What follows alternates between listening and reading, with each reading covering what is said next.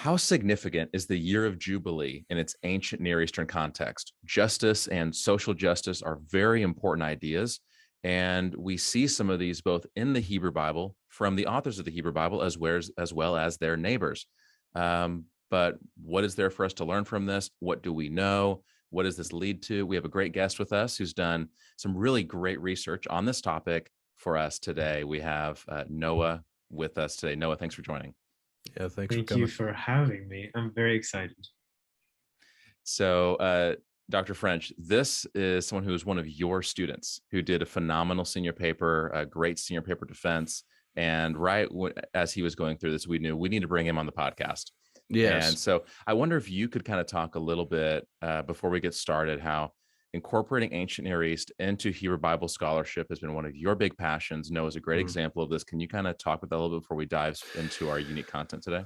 Yeah, absolutely. You know, here at Oral Roberts University, we have a wonderful biblical studies and theological studies program, both at the undergraduate and graduate levels. And but one thing that I really am hoping to bring to the table, and have tried to do so through many of my courses here, is bringing in the ancient Near Eastern side of the study of the Hebrew Bible, which is so important for understanding the text in its original context. And we've talked about this a lot on the program.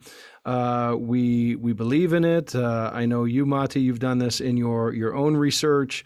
You've engaged with the ancient Near Eastern side as well, and it really brings out the text and brings interpretation to a whole nother level when you do it. But to see your students walk through that sort of engagement and introduction to the ancient Near East has really been a wonderful thing for me to watch. I was going to say this to you, Mati. I was going to text this to you the other day. I was grading a final paper for historical geography of the Holy Land, and this student of mine, she was not in biblical or theological studies, but she took the class anyways from another part of the university, and she actually found a source regarding the 14th century BCE by Rick Hess on EBSCOhost. So I thought, you know what? I have succeeded in life. I can retire now. So. Phenomenal.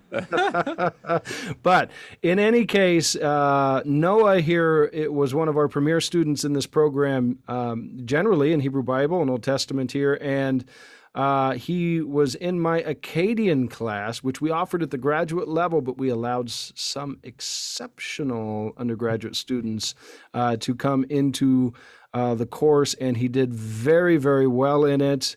We had 2 semesters of just Akkadian, and I think this really opened up the ancient Near Eastern side of studying the Hebrew Bible for Noah and for many of the other students. And so Noah incorporated a lot of this into his senior paper that he had to write. All of our students have to write a very lengthy research project at the end of their undergraduate career. And so he wrote one regarding the Jubilee in the Hebrew Bible, but he did so from an ancient Near Eastern perspective. And so Mati and I were sitting in the presentation, and by the end of it, we both agreed that we have to invite him on to Hebrew Bible Insights to give this wonderful presentation. So that's what we are going to do now. And in fact, Noah, welcome to the podcast, and we are looking forward to you giving this presentation. So. So I think what we talked about beforehand would be best to do is Noah actually create a great visual presentation that we're going to walk through. Yeah. Now, even if you're listening on podcast, no visual, no problem. Really, you're going to be able to track along with everything here. I do think there are a couple parts of this interview, though, that if you like YouTube, check out the YouTube version of this, and you'll get some great visuals. So Noah, why don't you go ahead and go ahead. You can share your screen, and we can dive right in. So I titled my project Social Justice and Righteousness, and it is essentially an examination of the biblical concept of social justice, as well as the ancient Near Eastern concept of social justice. And I look at Leviticus 25 kind of as a case study and as an example of how social justice is expressed and also enacted within ancient Israelite society. And towards the beginning, so I do want to talk about why I wrote this paper. So in the summer of 2020, there were protests and riots throughout the country as anyone who lived in the United States at the time is aware, primarily over the deaths of George Floyd and Ahmaud Arbery and many others. And so these are just some photos. Sorry for the podcast listeners. These are photos of some of the riots in Austin, which is where I live. But the streets were filled with protesters, and on this main highway, there were literally, like, it looked like a war was about to break out, with a line of protesters on one side, and then on the other side, a line of armed police officers, and it was very intense. But there were two things here I noticed about what these protests were for, essentially. One is like a very specific judicial desire for justice within the sense of like a court setting. There are some signs, again, sorry for the podcast listeners and not the YouTube watchers, but there are signs in these photos that demand the prosecution of the police officers responsible for certain actions, right? And so that is a very judicial sense of justice, where that person will be tried and given a punishment based upon the actions that they committed. But there is another grander, I guess, sense of justice that transcends just the court setting. And this was very obvious in certain protests, like the defund of the police, which of course was very controversial. But at the heart of it was this desire to restructure society in a way that promoted more equity, right? To reevaluate how society utilizes its resources to protect those who are vulnerable to certain kinds of economic, social, or political oppression. And so when I talk about social justice, these are the two different kind of aspects that I'm talking about. It is the punishment of those who have committed wrong acts, but also the restructuring of society in a way that promotes equality and protection for the vulnerable people in society. And so just a quick overview, I think, of my presentation. I looked at the phrase mishpat utzedakah in the Hebrew Bible, which is typically translated as justice and righteousness, to see how it is used. And I tried to kind of come up with a general definition of it. And then I take that definition and look at the Code of Hammurabi to compare that definition to Hammurabi's conception of social justice. And I look at the specific Akkadian equivalent to Mishpat Utzedakah, which is Kitum Umisharum. And then I look at the Reform of Urukagina, which is the oldest text that I looked at in this study. It dates back to like the early, I think, 2300 BCE era. And I look at this other word, Andurarum, which is an Akkadian word meaning liberty, and is typically paired with the declaration of Kitum Umisharum, which is justice.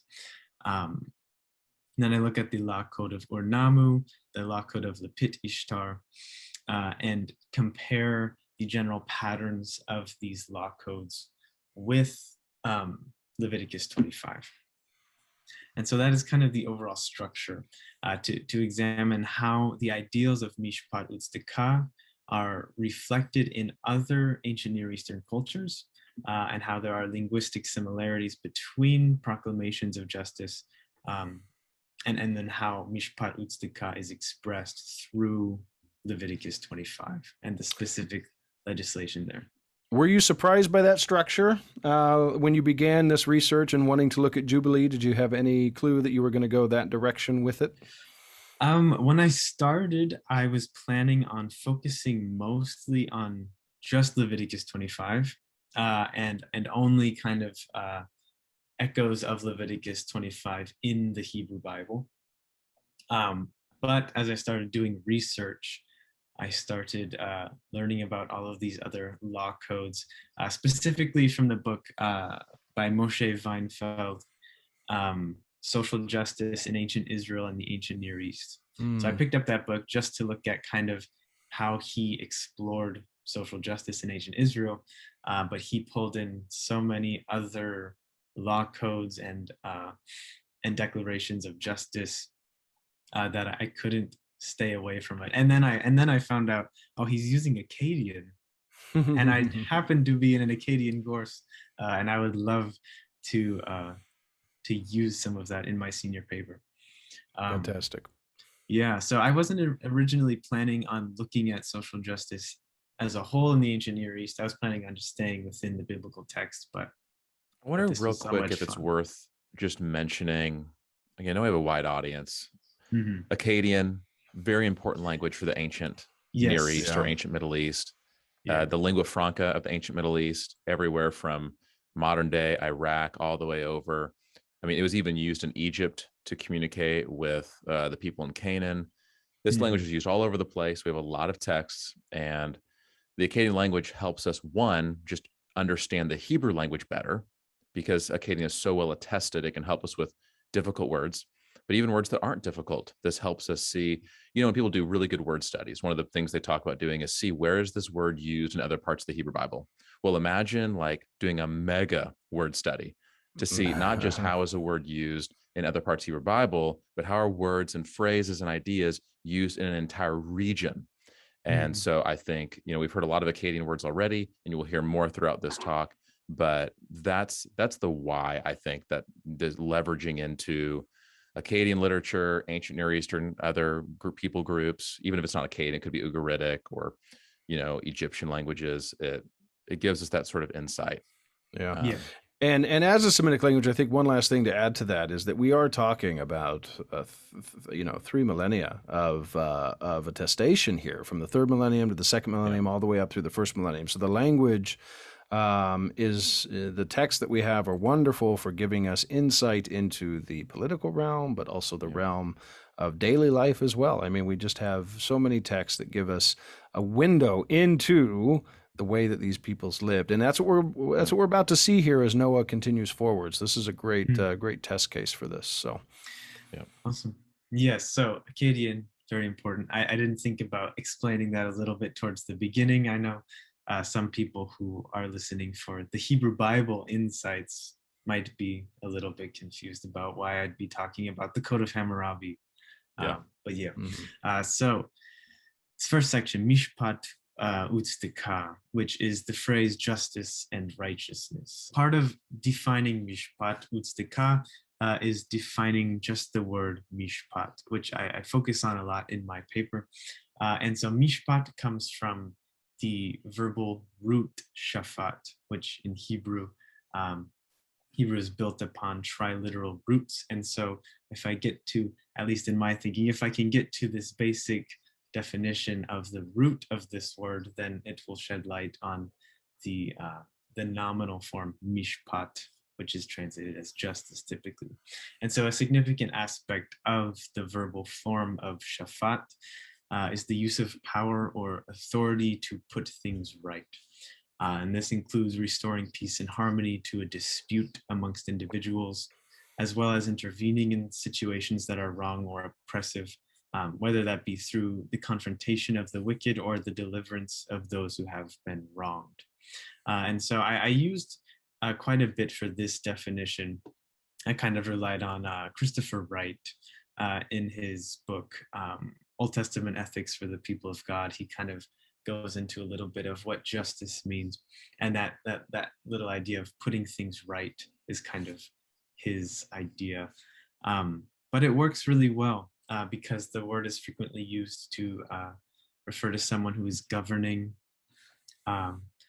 or it might be used to make a decision. Like in Exodus, Moses is described as a judge who settles the disputes between individuals, and it's also used for the shoftim, the judges in the book of Judges, who are individuals who essentially delivered the Israelites from the oppression of their enemies, which I believe that's explained in Judges 2:18. There's this whole little thing about how every time the Israelites fell into oppression, God would raise up a judge and he would save them.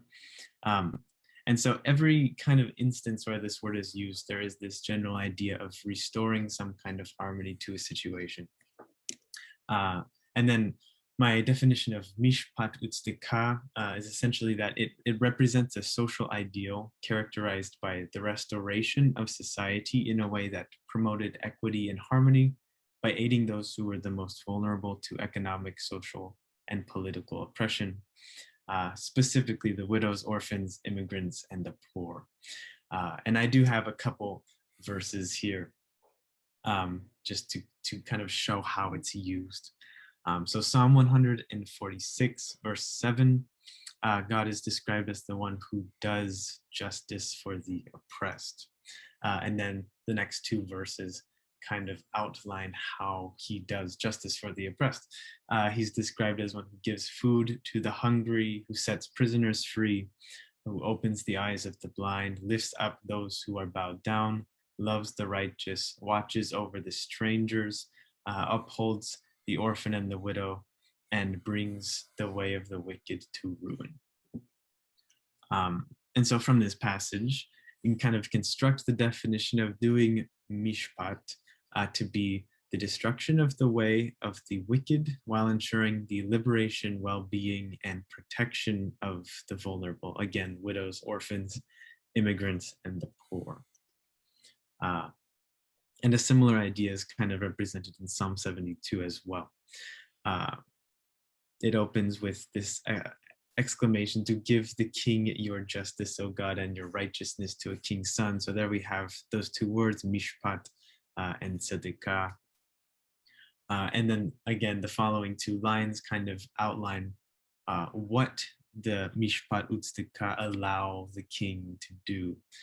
So it says, may he judge your people with righteousness and your poor with justice. May the mountains yield prosperity for the people and hills in righteousness. May he defend the cause of the poor of the people, give deliverance to the needy, and crush the oppressor.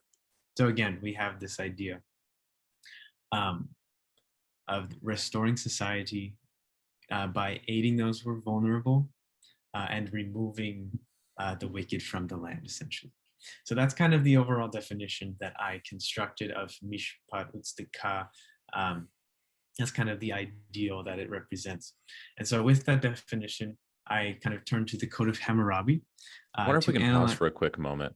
One thing that I just think is so worth mentioning. It was so interesting for me learning about the Hebrew Bible, studying Hebrew language, and running into a lot of Christians that still wrestled with this idea of God versus of the New Testament versus the God of the Old Testament. That you had this God of the Old Testament that is more portrayed as an angry person, and the God of the New Testament is where we have this loving God. And I just think it's worth emphasizing, even already, just what you've shown, how much God cares for the poor, the widows, the broken. Like, this is a core attribute of his character.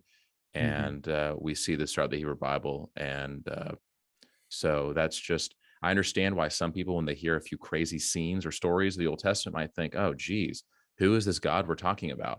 But if we actually sit with the text, follow through the stories, read the big picture, I think there's a lot more to him. So I know that's a whole other conversation to get into, but I think that's worth emphasizing. And the verses you show portray that. Yeah, for sure. And those are just two verses out of many, many verses in the Old Testament that talk about God in that way.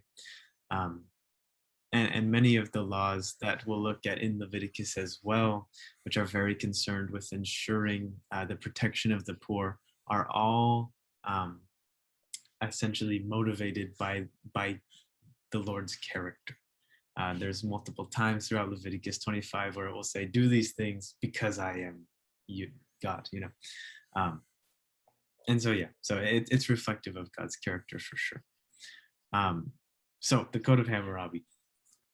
Hammurabi, just for those of you who don't know, was the 6th king of the Old Babylonian dynasty. He reigned from about 728 to 1686 BCE. And Dr. French can probably tell me if I'm wrong about that, but I'm pretty sure that's about when he reigned.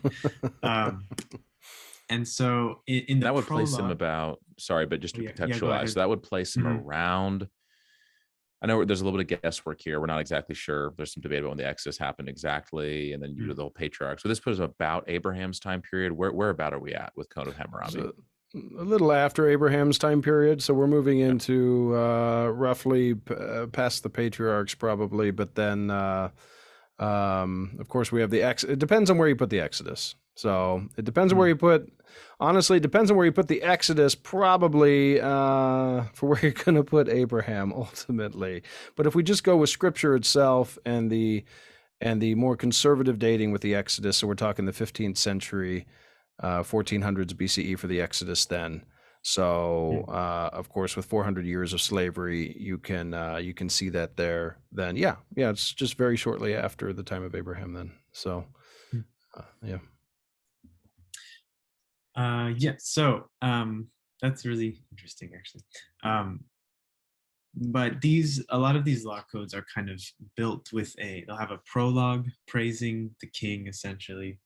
They'll have this main text where there's, a certain number of laws. In Hammurabi, there's somewhere around 280-ish, I believe. And then there's an epilogue, typically, which again just praises the character of the king and talks about him in very flowery language.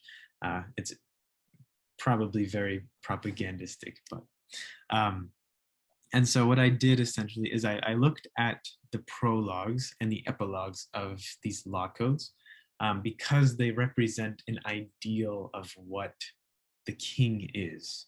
And even though they're probably not historically accurate, I'm sure the king wasn't as amazing of a ruler as these laws claim that they were, but they do represent this ideal of what justice was in that society. And Kenneth Kitchen, in his book Treaty Law and Covenant, talks about how these laws are also not complete law codes, but they are anthologies of law codes that were chosen specifically to display the king's commitment to social justice, which I thought was perfect for my senior paper. So in the prologue, I don't know why this, sorry again for the podcast listeners, sorry, but for some reason this little cuneiform tablet here is a little fuzzy. I'm not sure what happened with that. But here in the prologue is our first introduction to this phrase Kittum and Misharum, which is what Moshe Weinfeld argues is the equivalent of the phrase Mishpat Utstika in Hebrew. And so here in the Code of Hammurabi, Hammurabi claims that he established Kittum and Misharum in the language of the land. So justice and righteousness. He established justice and righteousness.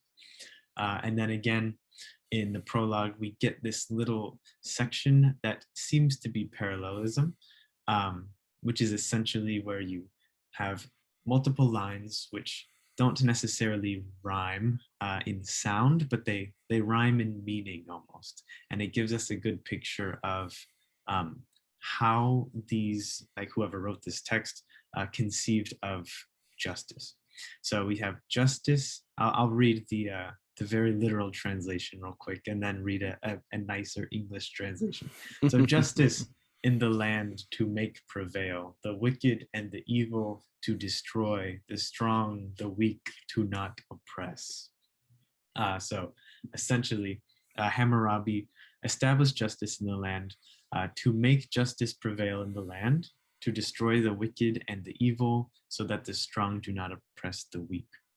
And here we can see that this definition, this idea that justice equals the destruction of the wicked, as well as ensuring that the weak are not oppressed, lines up very well with the idea of justice that was seen in the biblical text with Mishpat Utstika.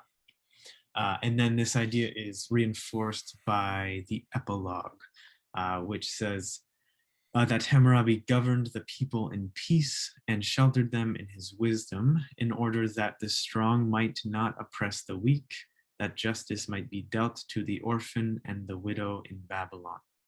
So here we have even a more specific example of who the weak are. It's the orphan and the widow, very similar to what we saw in Psalm 146. So justice, according to Hammurabi, is to abolish evil and ensure the protection of the weakest members of society through social legislation. And I think that's an important little idea here, is that he does this by establishing laws. And when I was reading and doing my research, I thought this was interesting because we can have this idea of what justice is, of mishpat utstika, and this like nice ideal, but to have it enacted through concrete social legislation is another thing. And so I was very excited when I got to Leviticus 25 and saw that these ideals are enacted in specific legislation in the Hebrew text. This is very good, because we're really looking here at the 18th and 17th centuries BCE in the ancient Near East. And often I've heard preachers say it, I've heard some other theologians say it who seem to be ignorant of ancient Near Eastern study, that we don't want any of that sort of politics or, what do I want to say, religious traditions coming from the early to mid or even the late Bronze Age. But in this particular case, we see that from a very early time in human history, these sorts of ethics are core of what it means to be just and have a just society. So it's really great for you to bring us out here. Yeah, it's super, super fascinating, especially just how similar this definition is to the biblical text. It's very interesting. So Kittum, I just want to do a really quick study of these words, Kittum umisharim, which again are the Akkadian equivalent to the Hebrew phrase for justice and righteousness. So Kittum comes from the verb kanum, meaning to be firm in place or to establish, essentially. So Kittum, which is again a nominal derivative of kanum, is something permanent, something like truth or justice or correct procedures, loyalty, fidelity, just something that is firm or permanent. And the same root also appears in the Hebrew Bible. So just for example, in 2 Samuel 7:12 through 16, it reads, I will raise up your offspring after you, who shall come forth from your body, and I will establish his kingdom. And so this word establish is kun in Hebrew, which is the equivalent of kanum from Akkadian. And then again, later in that little section, he says, I will establish the throne of his kingdom forever. And then again, your throne will be established forever. And so it's used in pretty much the same way, at least here, as it is in Akkadian. And I also mentioned that in the first few lines of the Code of Hammurabi, kanum is used to describe the setting up or establishing of Hammurabi's laws. And it's frequently used in reference to royal things like a throne or a set of laws. So the two words are very similar. And then misharum, the other word here, is typically translated as justice. It's from the root esherum, meaning to straighten up or to go straight. But it can also refer to a specific legislative act to remedy certain economic malfunctions, which I don't think I include a misharum edict in this presentation specifically, but there is one called the Edict of Amitsaduka, which is very interesting, and I would encourage everyone to go research. But misharim comes from a root that also occurs in the Hebrew Bible, which is yashar, which occurs very frequently. So, for example, Psalm 99:4, we have mighty king, lover of justice. You have established equity. You have executed justice and righteousness in Jacob. And so here we have this idea of establishing equity, is the word mesharim in Hebrew.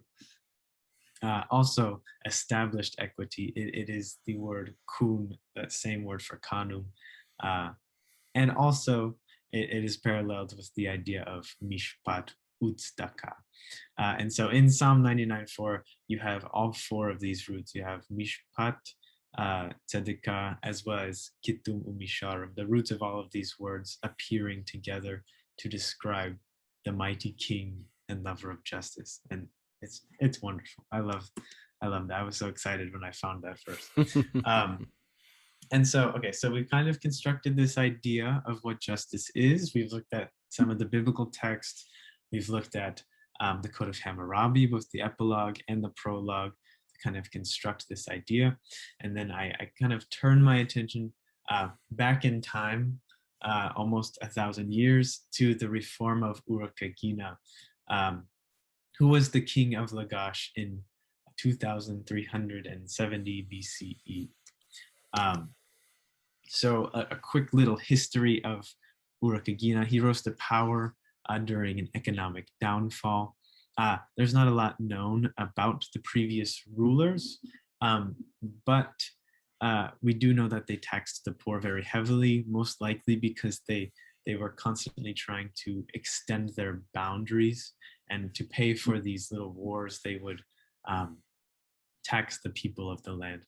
And then they did not stop taxing the people of the land when they weren't in war. So the poor were very, very much taxed. Now, interestingly, I mean, a nice parallel to that from the ancient Near East would be moving all the way up into the time of Solomon, right? Yeah. When Solomon is putting heavy taxation on the northern tribes, and then his son Rehoboam is asked by the elders of the northern tribes to relinquish that heavy taxation that is a heavy burden, and he refuses. And because of that refusal, the Lord says he's going to strip basically the kingdom away from him, except leaving Judah for the sake of David, So interesting that well over almost 1,300 years later, even more, somewhat maybe 1,400 years later, we have this we have a similar thing. So even in the Hebrew Bible. Yeah, and they're very, very similar. I have here a line from Isaiah 5, which reflects very closely this line from the Reform of Urukagina. And so I'll just read this. This is an excerpt from the prologue, I believe, of the Reform of Urukagina. So it says, the houses of the NC, so the NC are the ruling class, essentially. So the people who were doing the taxing. So the houses of the NC and the fields of the NC, the houses of the palace harem and the fields of the palace harem, the houses of the palace nursery and the fields of the palace nursery crowded each other side by side. So you kind of get this idea that they are filling the land, leaving no land for the poor, essentially. And then in Isaiah 5, 7 through 9, this exact same idea is represented in verse 7. So it says, for the vineyard of the Lord of hosts is the house of Israel, and the people of Judah are his pleasant planting. He expected justice, so mishpat, but saw bloodshed, righteousness, tzedekah, but heard a cry. I'd also like to note that if you read this in Hebrew, these right, justice and bloodshed rhyme. It's beautiful, and then also righteousness and cry rhyme. Do you know that off the top of your head, Matthew? The last one's staka and then tseaka. Yeah, so. And the first one mishpat, mispach, maybe. I'll have to look it up again.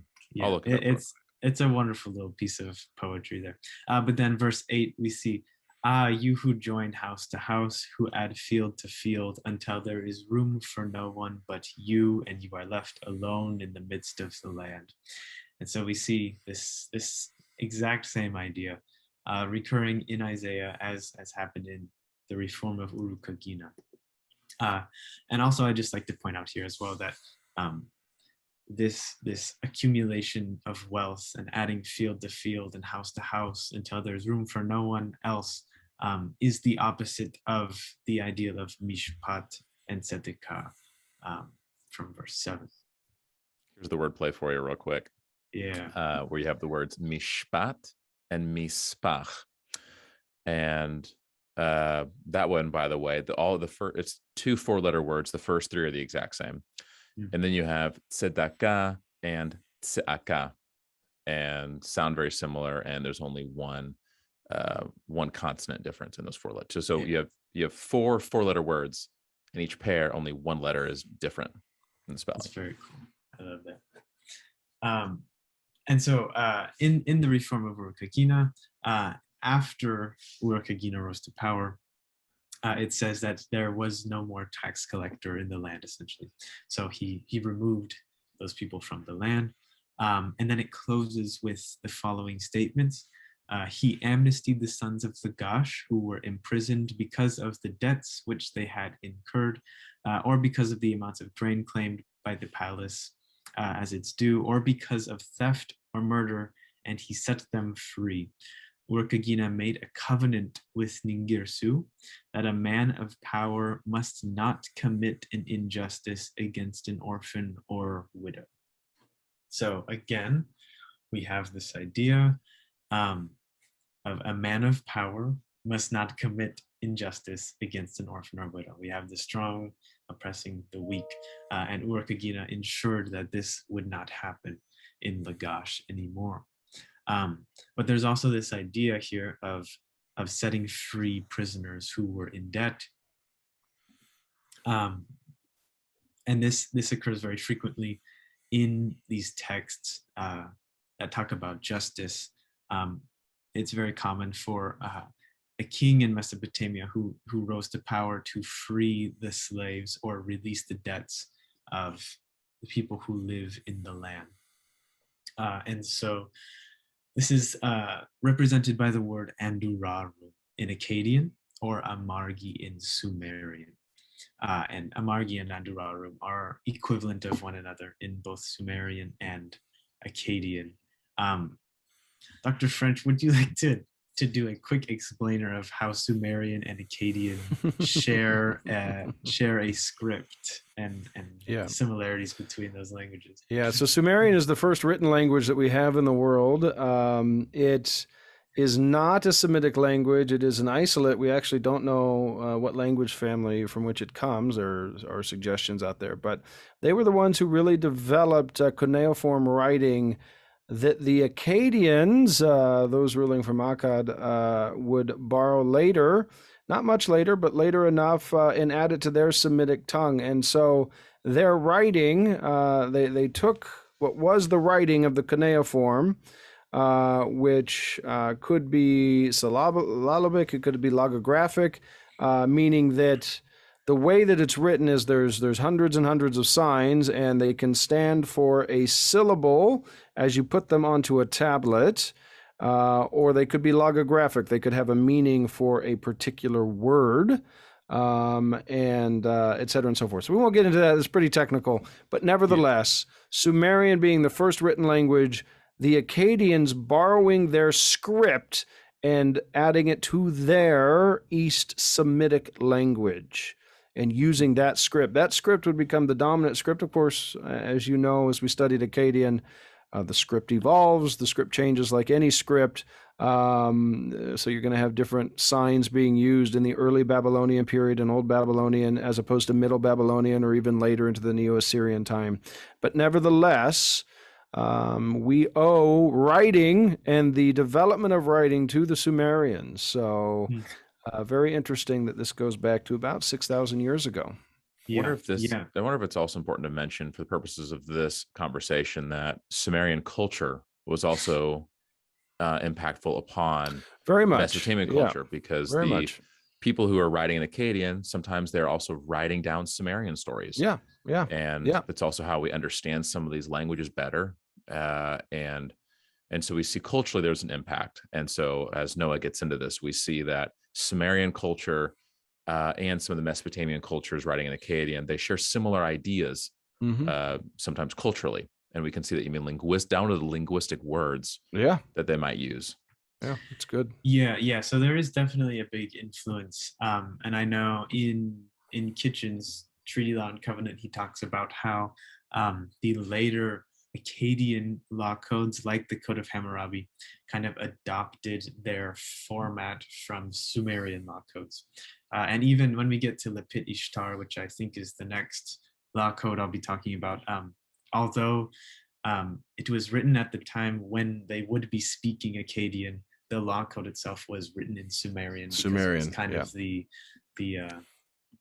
scholarly language, almost like Latin was, at one point. It's all Sumerian in the end, is what we're saying. No.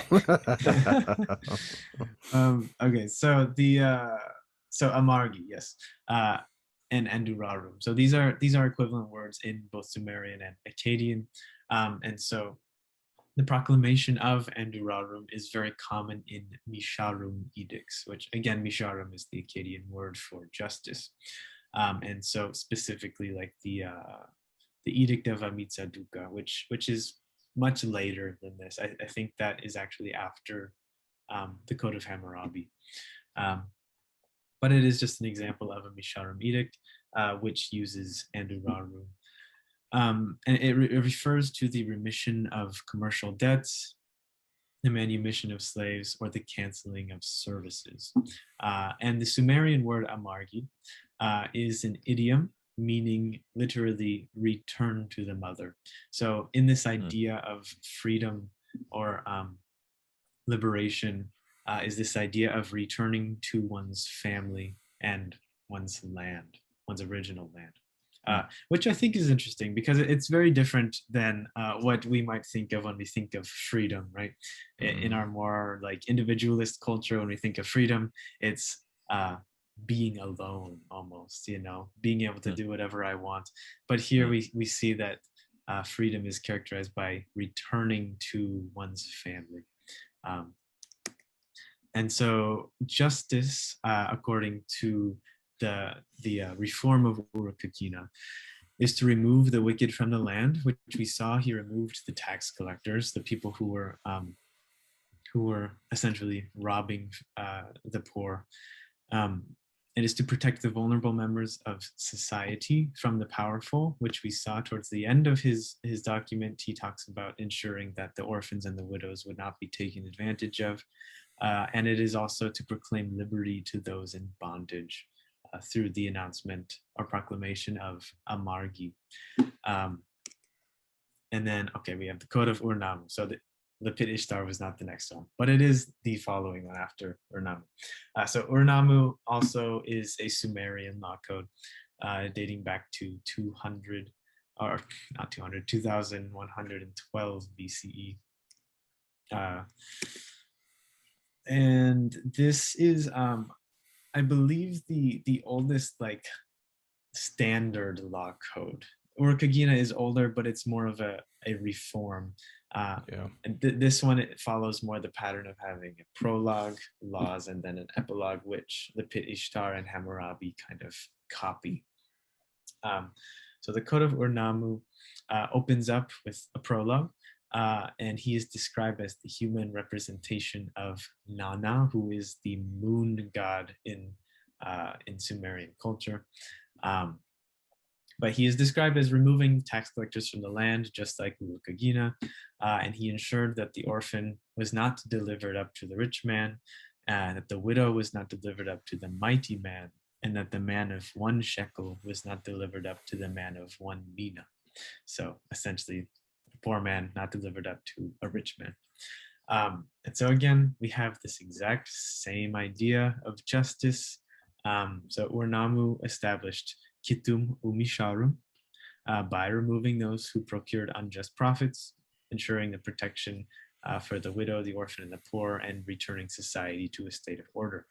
And so it gets pretty repetitive here because all of these texts seem to do the same thing, which was great for me because it really confirmed that what I was researching was on track. Sure, I guess the main point really, this whole first part of your research is that we see the ancient Near East has a very similar idea of what justice looks like.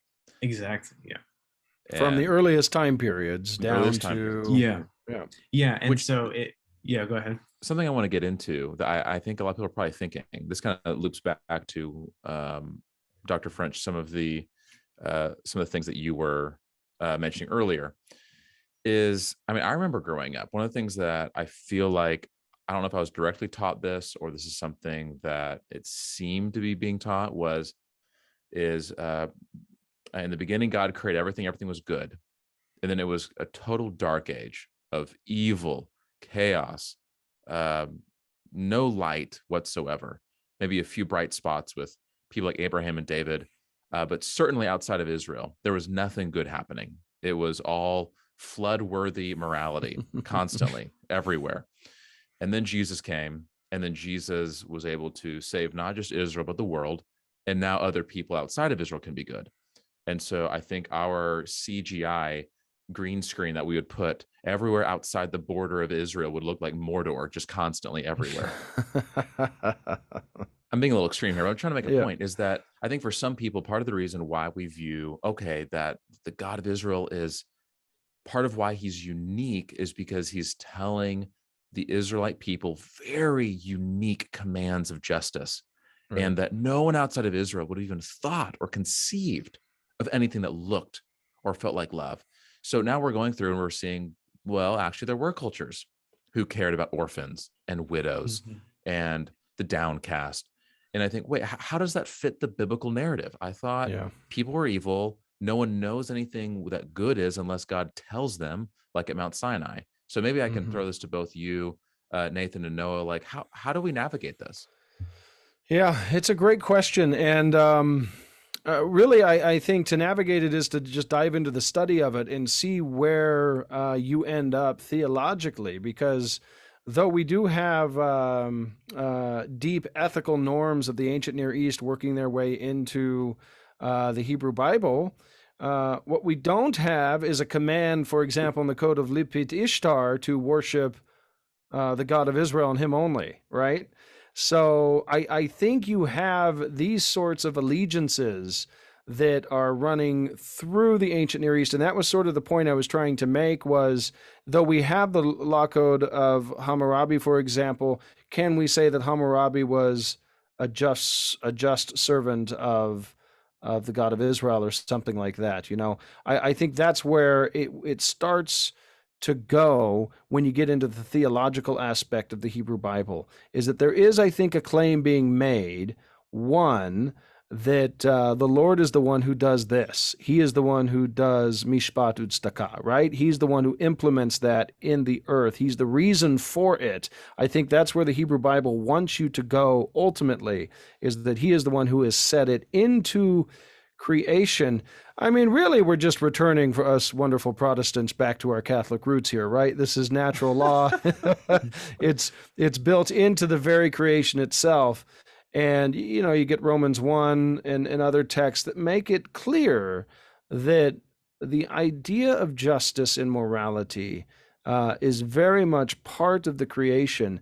And I think it's important that in the ancient Near East, especially, we have the flood narratives, for example, from Sumerian culture and from Mesopotamian culture. And those narratives have different reasons for why the flood was brought on and why the judgment came before we begin civilization moving forward. And then you have the Hebrew Bible that gives its reasons as to why. And of course, a lot of the reasons in the Hebrew Bible with Hamas and of course, humans doing evil all the time, there is this sense in which wickedness, innocent bloodshed, everything on that spectrum of unclean is happening in the earth. There is no justice. There is no mishpat u'tzedakah, right? There is no mishadarim. There's nothing like that. And so God expects righteous rulers in any society to rule righteously in one sense. So anyways, that's where I would go with it. There are differences, and there are unique claims that are made in the Hebrew Bible. For example, love your neighbor as you love yourself, right? Worship the Lord your God and him only. These sorts of things that are very unique to the morality of ancient Israel that might set it apart differently from the morality and ethics of the cultures around. Nevertheless, these types of social justice ideas are working their way deeply into the Hebrew Bible and the text because it's just part of the culture. That's the way it was. And I often say this to my students: ancient Near Easterners had a deep ethic for taking care of the vulnerable. They just did. And it's very much part of the society. And you see it throughout all the stories. You see it in the David story, for example, what he does to Uriah the Hittite. You see it there. You see it in other places as well.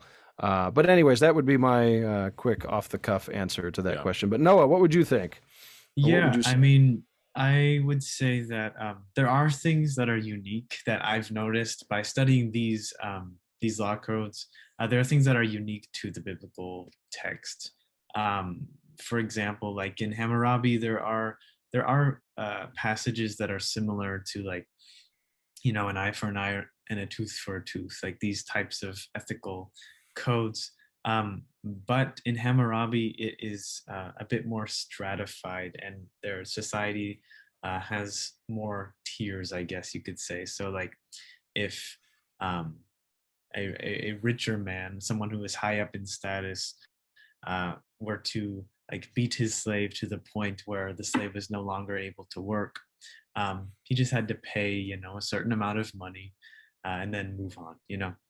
There wasn't as much of an inequality there with if you do this to someone else, that someone else not being specified as being a part of a certain class, then that same thing must be done to you. So there's definitely, it seems to me to be a bit more of equality in that sense. But also, I just wonder if, if you believe that God is an acting agent in history, if he would see this community of people in the ancient Near East who have, like Dr. French said, a really strong ethic to take care of the poor, that he would, capitalize on that and use elements of the culture to communicate his character to humanity, So I don't think it's surprising that we see these types of things in other cultures as well. And there's also the fact that what I'm studying here are law codes, which, again, someone like Kenneth Kitchen said, are not actual full law codes, but just anthologies to display the king's commitment to social justice. And so a lot of them are selected very carefully to try and portray the king in as good of light as possible. But, we know that Babylon was not a great empire. And we know that, like, the Assyrians were not the best people, they would put people on stakes around their city or skin them alive, So there is definitely a difference between what is written in these texts specifically and what was actually practiced in other nations. So. I wonder, a couple of the thoughts on this subject. One, no, I don't remember if you recall what one of your responses was to this question when I asked during your senior paper defense. But one of the things you mentioned too as an interesting difference is what are these laws and what is this ideal based in? And do you remember this? I don't know if you want to touch base on that. No, I do. Yeah. So again, I think I mentioned this earlier, but a lot of the laws in the biblical text and in Leviticus 25 specifically, they're all based in the character of the Lord. And rooted in essentially the story of Israel, of the Lord liberating them from the oppression of the Egyptian Empire and forming their own nation. And constantly throughout the laws, there is, do this because I did this, essentially, love your neighbor as yourself because I freed you from Egyptian slavery. Or there's constantly this reminder of, love the stranger as yourself because you were strangers in this land at one point and I freed you from slavery, So it's constantly rooted in the character of who God is and what he has done for the people. Which, I think that's huge. Yeah, it is a big deal for sure. It is huge. And it brings the Hebrew Bible. I mean, the Hebrew Bible makes a claim. There's none that are righteous, no, not one, right? There's this idea that there are none who are actually righteous. And when we get to Paul, we have that idea as well, or even Jesus when Jesus is said good is called good teacher, he says, "There's no one that is good but God alone." Right? Why do you Yeah. call me good? And Mhm. so that idea, we think it's just part of maybe Second Temple Judaism or whatnot, but really this is reaching way back, isn't it? Right into the Yeah. ancient Near East, right into the Hebrew Bible, that's making that claim where we have these law codes, we have these that are set forth. We're going to do an episode coming up on, for example, covenant and Deuteronomy, and Yeah. and how maybe even Exodus and Leviticus are very much in the same structure as many of these law codes, Mm. uh, and and I think there it's important to see that as the king has laid down these particular ethical codes, one scholar, John Walton, has even claimed, this is wisdom in one sense, right? It's Mm. it's laying down. This is the way to live life ultimately and ideally. This is the way it needs to Yeah. be done. We see that in Scripture, and we see that the one who is called good by the Hebrew Bible, over and against any other judge or anyone else who would make a claim Yeah. like this, that he is the one who has full wisdom and righteousness. Yeah, so again, I'll just repeat like the general pattern that we saw in these texts before we move into the Jubilee. So you have a ruler who is typically divinely appointed by one of the gods, who establishes kitum umisharum, right, justice and righteousness, that kind of idea, upon their rise to power. They typically do this by establishing laws that protect the vulnerable members of society from the stronger members of society. And these law codes and reforms typically coincide with the proclamation of Anduraru, which is the liberation of those who are enslaved or imprisoned, mostly due to debt. Um, and so in Leviticus 25, we essentially see the same thing. And for those who are watching, this is a manuscript of a Paleo Hebrew section of Leviticus that was found at Qumran. So just a fun little bonus for the YouTube viewers. Um, okay, so I basically in my paper I start at Leviticus 25:1, which is the introduction to Leviticus 25, of course, and it says, and the Lord spoke to Moses on Mount Sinai, saying. So that is kind of the introduction, and this is strange because the section before this, has nothing to do with this. This is a brand new section. I believe Leviticus 24 ends in a pretty gruesome scene of someone being stoned for blaspheming. I think it's not the happiest time. But then you get to Leviticus 25, and all of a sudden we're back on Mount Sinai, and God is speaking to Moses. This is also kind of strange, just because we haven't been in the narrative. We haven't been on Mount Sinai since Exodus, right? So all of Leviticus pretty much it starts with, or I guess Exodus ends with the Spirit of the Lord kind of falling onto the tabernacle, and then we have the laws coming from the tabernacle. And so we're back on Mount Sinai, which is strange. And Moses is kind of this divinely appointed ruler, someone that was chosen by the Lord to lead the people from Egyptian oppression. And he is also the person who God is communicating through, essentially, to give these laws to the people. So, we kind of have this similarity to like a Hammurabi, someone who is, appointed by a God to give the people a new way of living, or a law. And then we'll move into Leviticus 25, 8 through 23, because this is where the Jubilee legislation is really given and explained. So it starts in verse 8, and you shall hallow, or this might be verse 10, actually. I didn't write this down. And you shall hallow the 50th year, and you shall proclaim liberty throughout the land to all its inhabitants. It shall be a jubilee for you. You shall return every one of you to your property, and every one of you to your family. And so this idea of proclaiming liberty was evident in the Pit Ishtar, and Urukagina, I believe, and also the Edict of Amitsaduka, which I didn't mention in this presentation. But the word here for liberty is duror in Hebrew, which is the cognate, essentially, of Anduraru in Akkadian, which we saw in the Pit Ishtar and Urukagina. So yes, here we go. So Anduraru, it's paired with the idea of returning to one's family and property, just like Amargi, that Sumerian word we looked at, which is literally meaning return to the mother. So here we see that this idea of liberty is pretty much identical to the one in Urukagina, this return to one's family and property. And so similar to these Mesopotamian kings that proclaimed Andurarum upon their rise to kingship, the Lord proclaimed a Duror on Mount Sinai to inaugurate his kingship over Israel. However, this text is different from the Mesopotamian kings because it is placed on a 50-year cycle.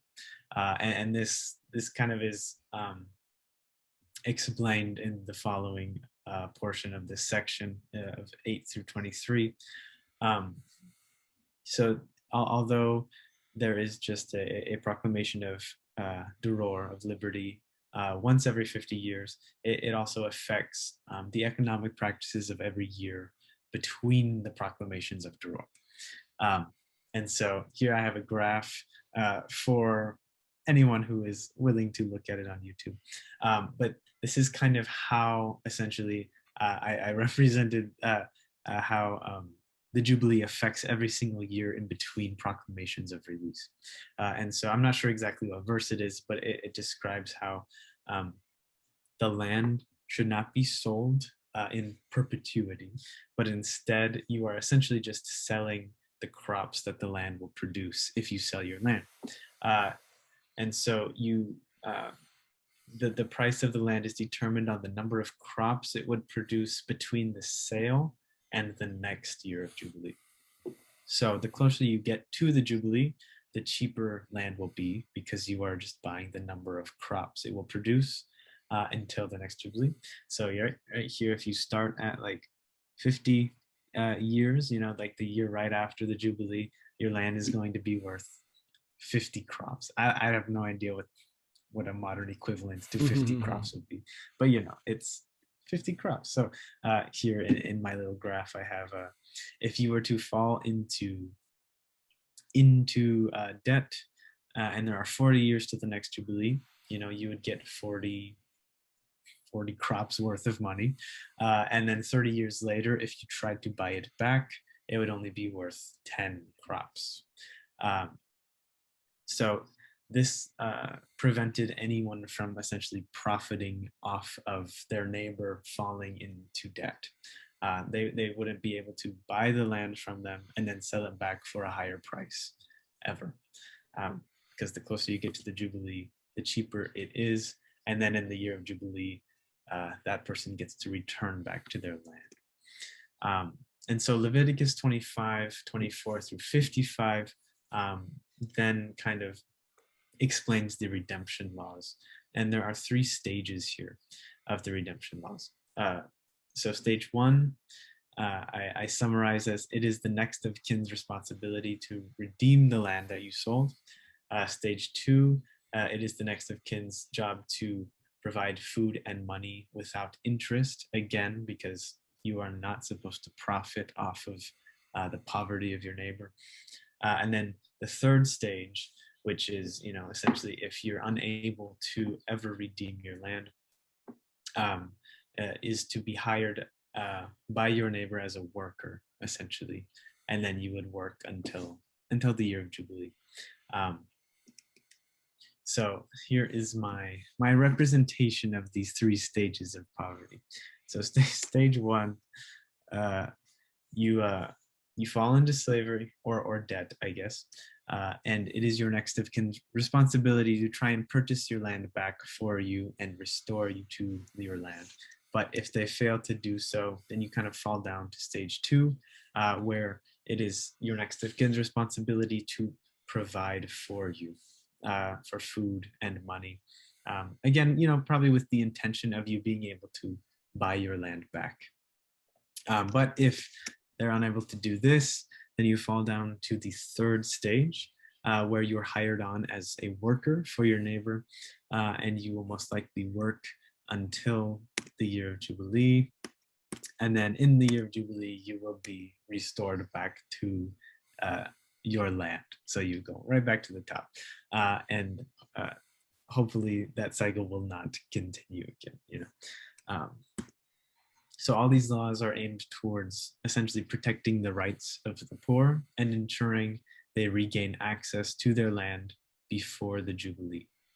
And the Jubilee is the final safety net here. And I think that's important because when people think of the Jubilee, they think of every 50 years, all debts are forgiven all at the exact same time, which would send the economy into a crazy crash, and there's no way that would ever be possible.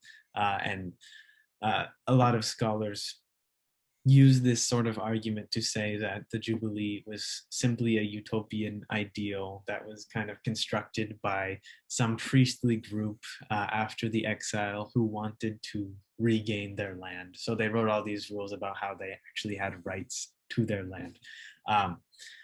However, it is important to note, as was shown in that little graph, that as time progresses towards the Jubilee, your land gets cheaper and cheaper. And so your ability to redeem that land increases as time goes on. So let's say, again, I sold my field and there are 40 years to the next Jubilee. So I got, let's say, just like $40, right?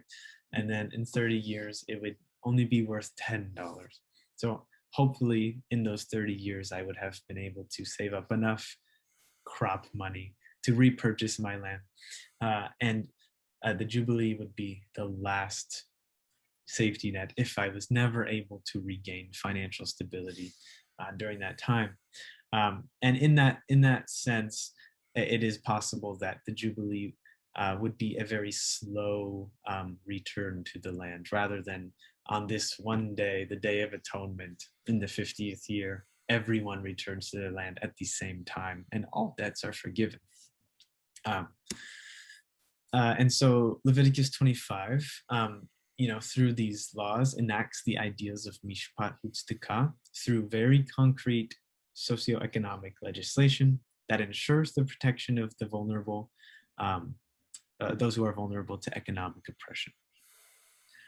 So again, we can see how this idea of making sure that the poor are protected is enacted in legislation. And this was really the whole point of my study here, because I wanted to display how social justice is in the biblical text, and social justice in all of its, in the full definition, of ensuring that the way we structure an economy even is geared towards protecting the poor.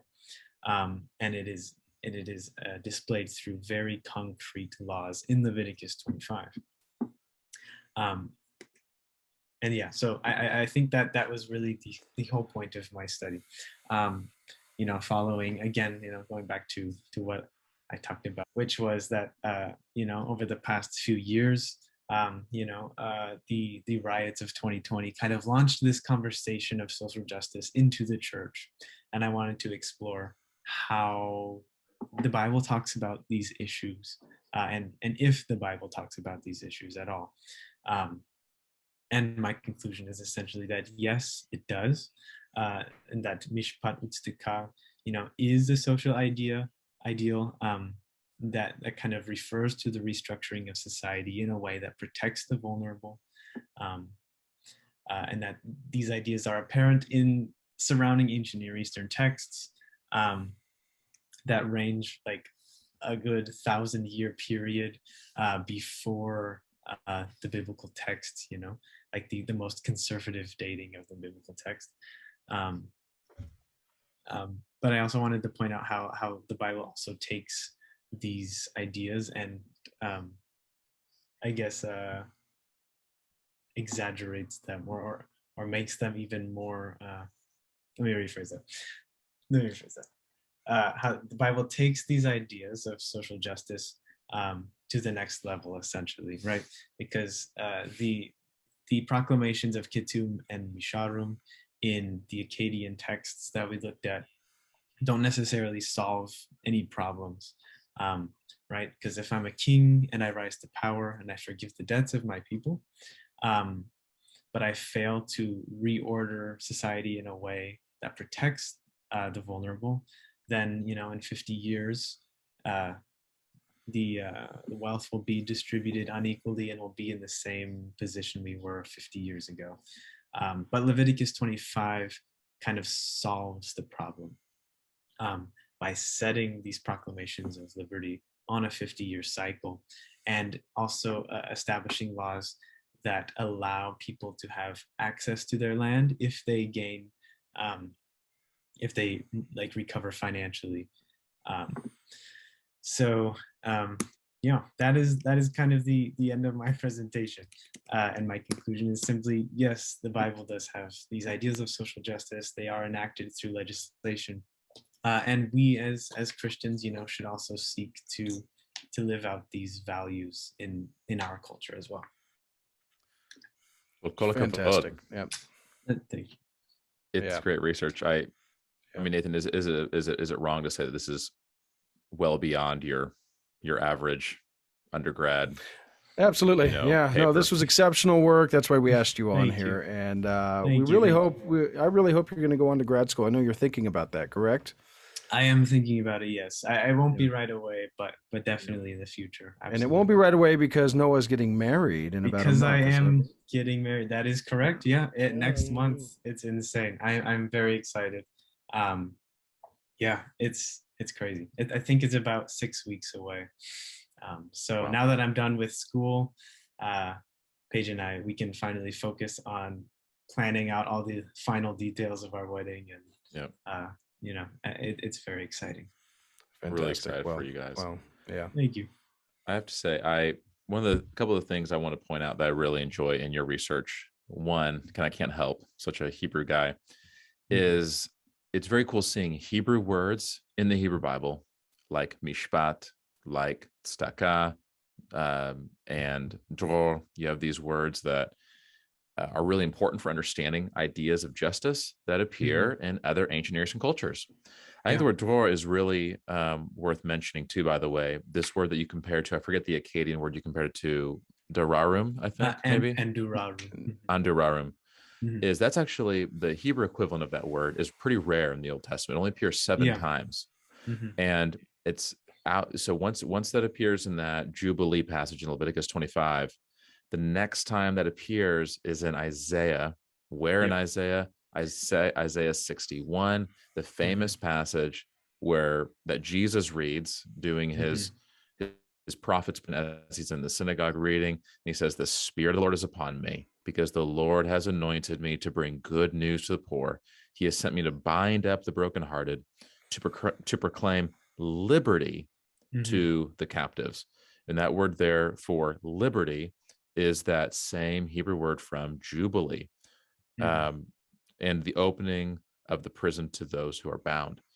And I think I think that's significant when you have a word that only appears once in the Torah, and it's not just tucked away in some like attic or some like unused bottom drawer. Like this word is used in the Year of Jubilee, which, as you mentioned, it's such a wild idea that some scholars think there's no way this could even happen. I mean, this is just what a beautiful picture of that society could be like this. So I think that word, I wonder if it elicits that memory for people both in Isaiah as well as when Jesus comes on the scene and when he's proclaiming this to people. So I think that's really fascinating. Kind of those words. Yeah, and I wanted to, originally when I was first thinking about writing this essay, I was going to write about Leviticus and then write about Isaiah, and then maybe go into Luke as well, and just kind of follow this word and how it's used throughout the biblical text.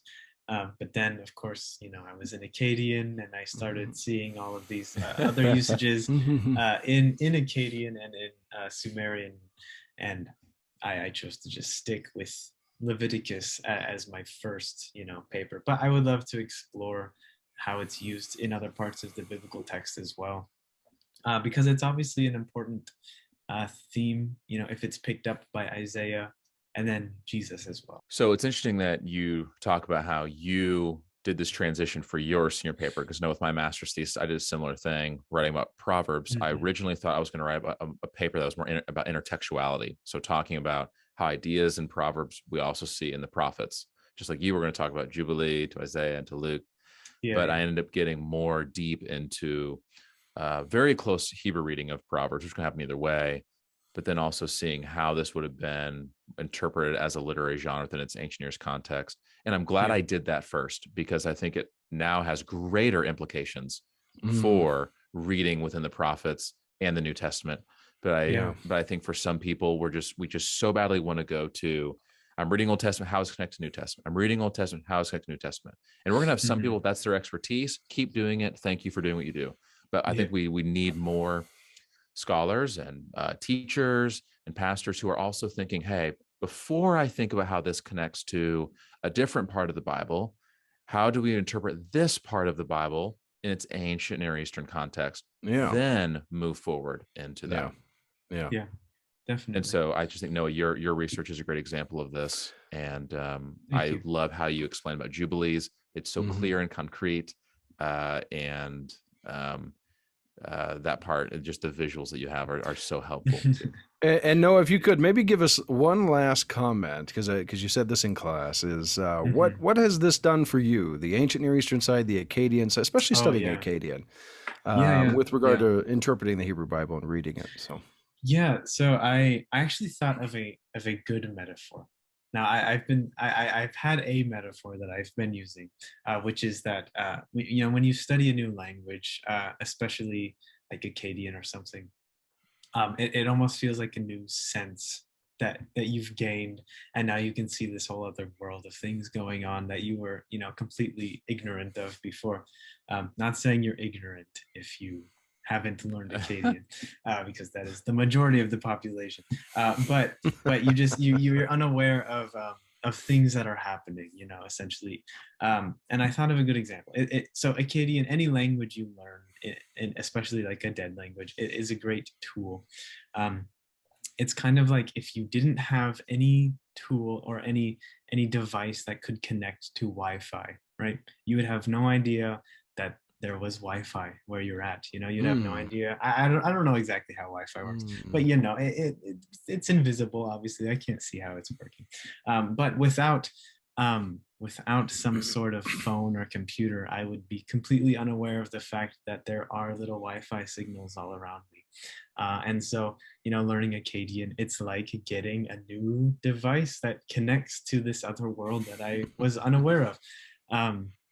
And it allows you, especially language, what language allows you to do is not only like see some important words that are similar to the Hebrew Bible, but it allows you to be a little bit more immersed in the way that culture viewed reality.